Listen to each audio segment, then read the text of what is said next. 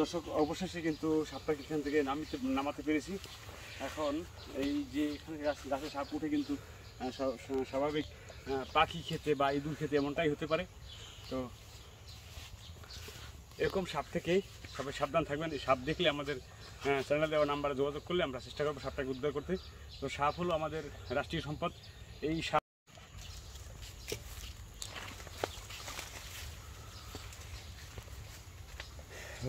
কিন্তু আমাদের অ্যাটাক করতেছে। তো আসলে ক্যামেরায় ক্লিয়ার দেখা যায় কিনা জানি না। দেখেন আমি সাপটাকে তুলতেছি এখান থেকে।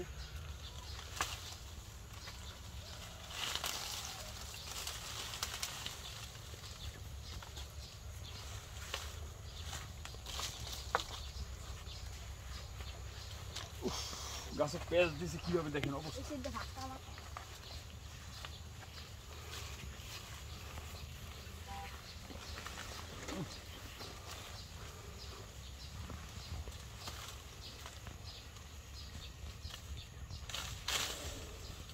ও কিন্তু খুব অ্যাটাক করার জন্য চেষ্টা আছে আমাকে।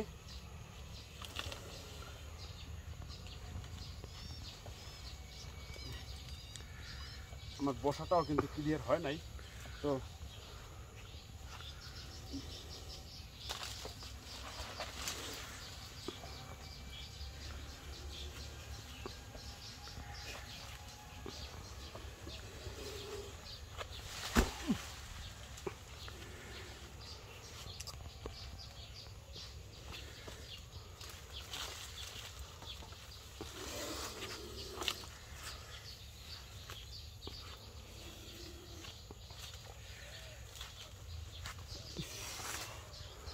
কিন্তু টাইনে ছাড়ানো যাচ্ছে না।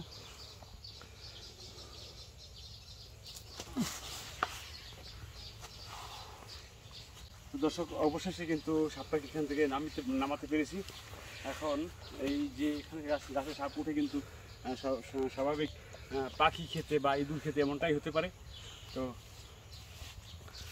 এরকম সাপ থেকেই সবাই সাবধান থাকবেন। এই সাপ দেখলে আমাদের চ্যানেলে দেওয়া নাম্বারে যোগাযোগ করলে আমরা চেষ্টা করবো সাপটাকে উদ্ধার করতে। তো সাপ হলো আমাদের রাষ্ট্রীয় সম্পদ। এই সাপ রক্ষা করার দায়িত্ব আমার যেমন আপনারও তেমন। তো সবারই রক্ষা করা দরকার। এটা প্রকৃতির বৈষম্য, প্রাকৃতিক সৌন্দর্য রক্ষা করে এবং এই সাপগুলো কিন্তু আমাদের রাষ্ট্রীয় সম্পদ। ভাই এটা কি সাপ? এটা হলো কেউটিয়া সাপ। কেউটা না জানা জি। ও আচ্ছা আচ্ছা।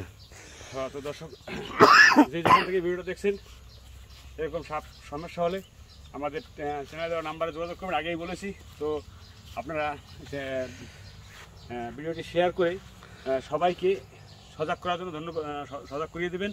এবং বর্তমানে এই বর্ষা মৌসুমে কিন্তু সাপের সমস্যাটা লেগেই আছে। সেক্ষেত্রে আমাদের সবাই সতর্ক থাকবেন, সচেতন থাকবেন। ভাই একটু নামাও, সাপটা নামাও দেখি।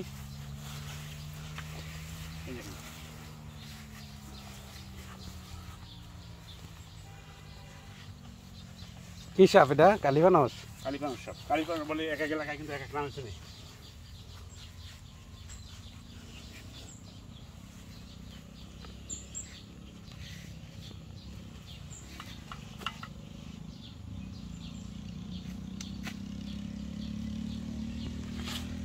তো সবাই ভালো থাকবেন, আমাদের চ্যানেলকে সাপোর্ট দিয়ে আমাদের সঙ্গে থাকবেন এবং নিত্য নতুন ভিডিও পেতে আমাদের সঙ্গে থাকবেন। ততক্ষণ আবার পরবর্তীতে আমাদের ভিডিও যতক্ষণ আসবে ততক্ষণ সবাই সুস্থ থাকবেন। পরবর্তী ভিডিও আসা পর্যন্ত থ্যাংক ইউ। এই দেখেন সাপের পেটে, দেখেন সাপের গায়ে কিন্তু আপনারা একটা আইডিয়ালি শুনছেন। দেখেন এই সাপের গায়ে পোকা, এই সাপের গায়ে কিন্তু পোকাই যায়।